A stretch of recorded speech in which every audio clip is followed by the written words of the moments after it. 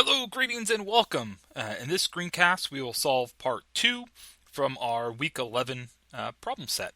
So there's a separate screencast for parts 1 and 3. Part 2 becomes a little more involved, and so in parts 1 and 2, we're going to account for a $50 transfer fee between airlines in nodes B and C, or airports B and C. And so the problem just gets a little more involved because when we account for or add in the possibility of transfers, we're going to add additional routes in which we can go from, say, B in airline X. So we're in, say, airport B. We could change from airline X to airline Y, from airline X to airline Z to Y, Z to X, Z to X, and wait, Z to Y, Z to X. I think I forgot Y, Z, and I don't know. So there's going to be the ability to switch between all these airlines. And so what we did is we took our original picture and we can set it up so essentially that node A and node D are common. So this is the airport where I'm starting, or city where I'm starting. D is where I'm ending. And so regardless of what airline I'm on, there's no need to transfer, if you will. Once you're at A or D, it's kind of like this is my source and that's my sink. And then when we set up the problem, we added on all possible transfers. These black lines here are indicating transfers that essentially we could just eliminate if we wanted to, in that, I'm not going to transfer from airline B to X or Y to X in airline or airport B because you're going to a dead end, right? You don't go anywhere. So if you're on airline X and node B, there's no exiting flights. All right, so we could just kill all of those, but I'm going to keep them all in general so that when we solve, we'll check to see and make sure that they are all zero. So we had all our variables listed out, so the variables just get a lot longer. We have the same general constraints that all our variables are going to take values of 0 or 1. 1 if a flight happens, 0 if it doesn't. And then we just end up with these much larger node balances, especially in B and C, because now we're going to have all these possibilities of transferring. Okay, yeah, let's do it. Okay, remember part 1 and 3 were a lot shorter because what we did is we collapsed all of the. So whenever we had more than a single route, we just chose the smallest route and collapsed all of them onto a single set of nodes because there's zero cost to transfer between the airlines. But here it's $50, and so the cheapest flight on a given airline might not be the best if I started out on a different. So let's give this a try. So in Excel, or I'm going to use LibreOffice Calc, just like for the first two parts, I've set some data up. So I've marked the path. Okay, and so orange, I'm separating out the flights, then all these transfers. And again, we could have eliminated a lot of those transfers. We could have, because they would lead to dead ends that aren't possible, but I included them all. Okay, then we need to give some initial value or initial guess. So I just give everything ones. So then solver will change the value between 0 and 1 until we find our minimum. And then I have the cost for all of our flights, and then all of our transfers are $50. Okay, and yeah, let's just do it. Okay, so I'm going to start by defining our objective, which is going to be to minimize our cost. And so I'm going to use the sum product because it'd be the sum over all paths, and it'd be that variable that would be 1 or 0 times the cost. We have a lot of variables now, so it's a lot easier than doing them all independently. Okay, and then next I just need to add my constraints, and so our constraints are all going to be our node balances. Okay, in terms of restricting our variables to be 0 or 1, we'll just get those in one swoop within solver. So A and D will have a single balance, but then B and C I need to distinguish between airline X, Y, and Z, since we're going to treat those as separate nodes. Okay, so I'm just going to write them all out.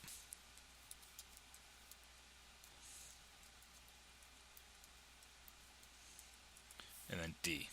Okay, and our constraints take this basic form of in is equal to out. So node A, I have our one fictitious unit going in, and then going out are essentially all of our variables where the first index is A. Okay. So it's going to be AB, X. So I'm looking at the variables, and if that first index is A, you're included. Okay. Then BX, okay, so it's going to be the same thing. What's going in is I'm going to look for, it looks like I've got a small typo here, but there's no such thing as BZZ. This would be BZBX, right? Because what I'm going to do is I'm going to go through all my variables, and I'm going to include all the variables where the second index is BX. Okay, so this is an X, even though my sloppy handwriting, it looks like a Z. There's no such thing as BZZ. It'd be BZBX. Okay. So all the variables where the second index is X. So ABX. Oh, and I've got to get the variable, not the cost. Okay, and that's it in terms of flights. And then it's just going to be transfers. So again, I'm looking for the second index, which is the destination, to be X. So we have BY, BX, BZ, BX. Oop. Trying to scroll to the right. Anything else with X? No. So it looks like we had 3 on the right. Okay, then it should be 2 on the right. So I'm looking at variables whose first index is BX. So first index is BX. So none in terms of flights. In terms of transfers, it's BX, BY, BX, BZ. And that's it, where I have all my B transfers listed first. Okay, BY, I'm looking for variables in which my second index is BY. There's 1. Okay, second index is BY. Okay, so I just have 1 flight. Okay, and if I peek over, all right, just 1 flight. Then I'm checking transfers.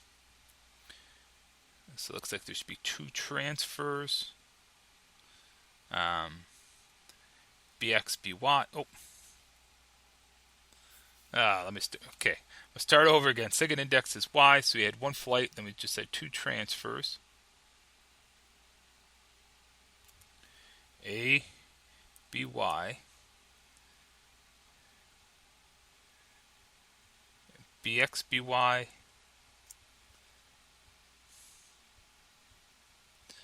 BZ, BY. Okay, and so out would be first index is BY.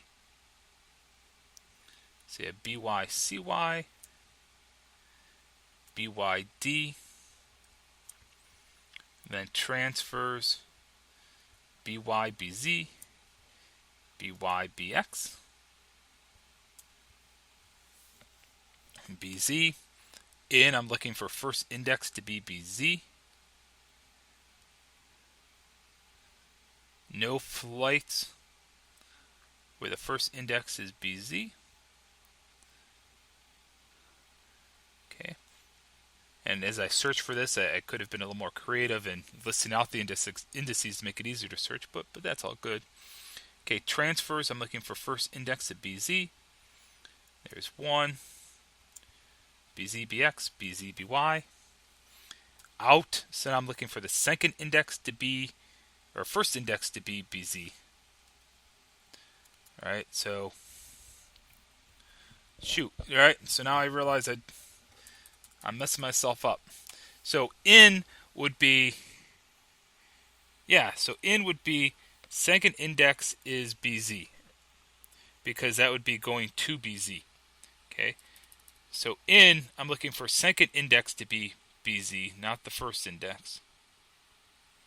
So I have CZ, BZ,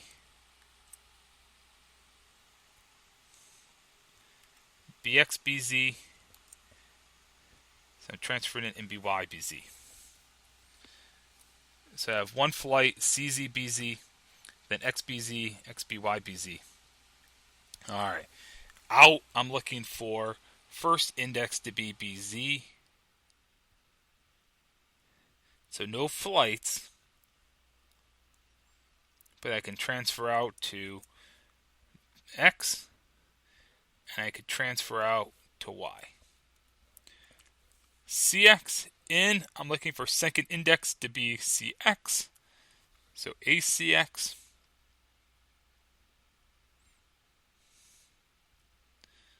So just the one flight. And then transfers. So I'm looking over my C category. There should be two transfers to X. That's from Y and from Z. Okay, transferring out, I'm looking for the first index to be CX. So I have no flights out of CX.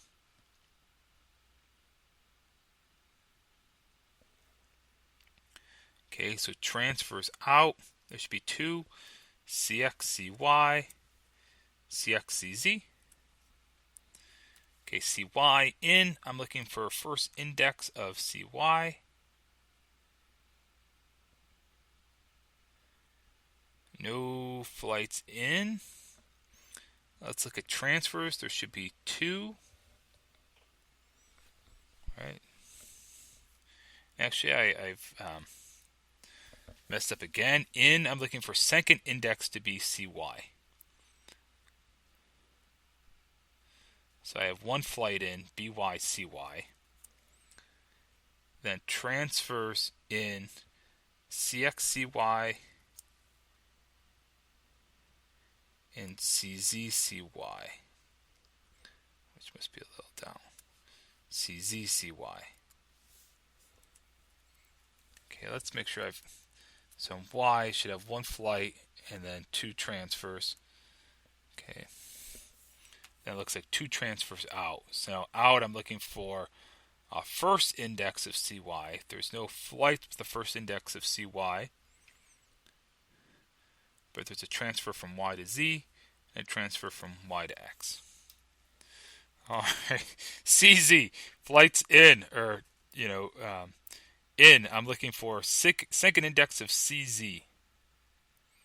So from A to CZ. So one flight. There's one flight into C on Z. Okay, transfers, there should be two of them. So you have CX, CZ, and CY, CZ. Okay, out, I'm looking for the first index to be CZ. So CZ to BZ.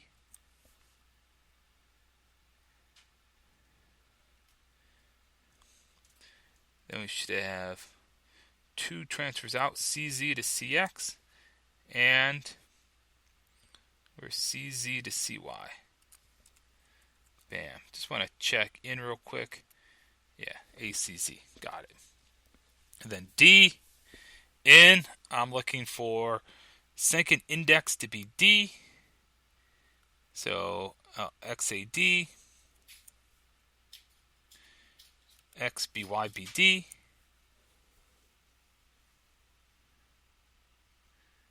So this one I have labeled as XCZDZ. So let's go back here. There must be a small mistake in my variables. Yeah, so it's not CZDZ, it's just going to be D. We're treating that as one common terminal node. So for D, okay, so if I come back up here, right, that's not DZ, it's just D. So in, I'm looking for second index to be D. We have AD, BYBD, and CZD. So you have two flights in, and then out is going to be that one fictitious unit. Okay, so hopefully that's all my constraints. Looked like I just had, bad handwriting here. That should be a BX, not a Z. And then in variable names, that should just be D, not DZ.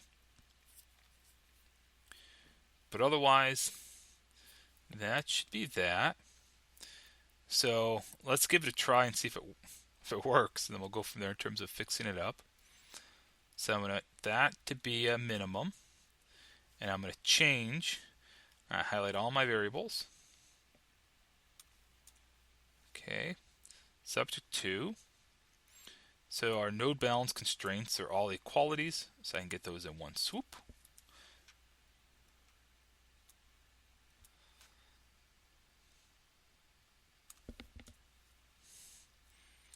Then their variables are going to take on values of 0, 1. So I'll manually do that. So I require that all of our variables are less than 1. Okay, I'm just going to copy it. All of our variables are greater than or equal to 0, non-negativity, and all of our variables, are integer. So if I solve, it says it successfully found a route that's $250. All of my balances are satisfied as long as I typed them up correctly. And let's see what it would correspond to.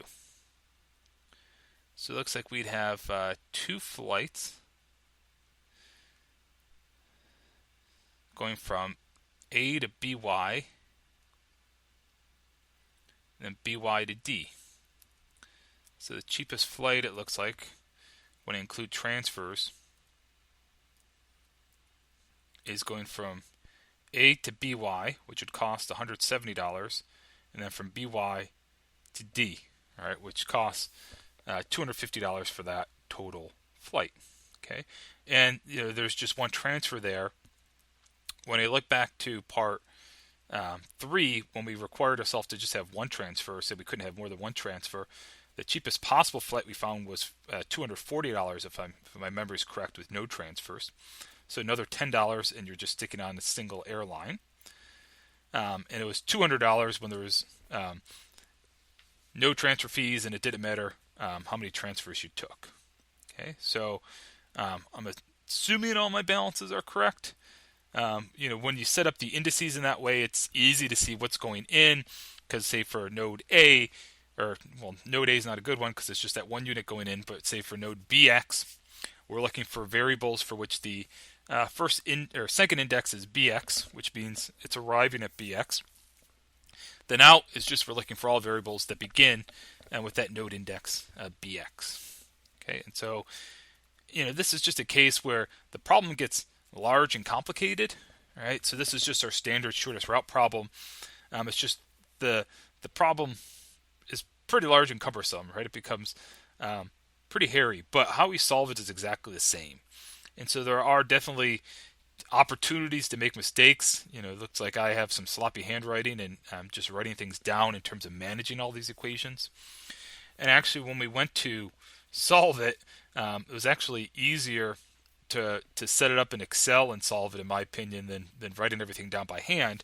Because again, I was just looking for variables for which the second index was that node, and out was looking for variables for which that first index corresponded to that node. But the problem gets more complicated, but we solve it exactly the same way.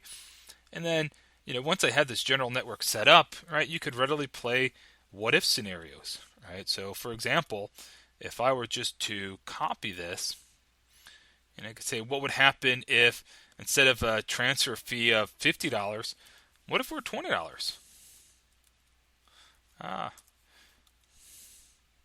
So if I were just to change all these to 20, and then all I would have to do is resolve, and I could see if, by decreasing the transfer amount by that amount, if a different route becomes advantageous, right? And since I just copied, everything's going to be set up in Solver, right? So I end up getting a route that's $240, and now it looks like you're going from A to C on airline X, transferring to, no, hold on, you go from A to C on airline X for $90, and then you're going to transfer. So you're going to transfer from airline X to Z at terminal C for $20. Okay, and then I transfer from X to Z, and then I fly from C to B on airline Z. So I go backwards for $30. And then I go from, where do I go from there? Then I'm going to transfer again. All right, I'm going to transfer from BZ to BY for $20. And then I'm going to fly from BY to D, or B to D on airline Y for $80. Wow, so I end up with two transfers. Okay, so I end up with two transfers, and um, you know, I now have two transfers, and I save $10 when the transfer fee goes down to $20. Okay, so um, you know, the the idea is the problem becomes pretty hairy and complicated, but once you get it all set up, all right, setting up the equations is the same. It's just more cumbersome to deal with. Then once you get in Excel, all right, it's pretty fun in terms of the things you can do. So hopefully that helps. If you have any questions, by all means, let me know.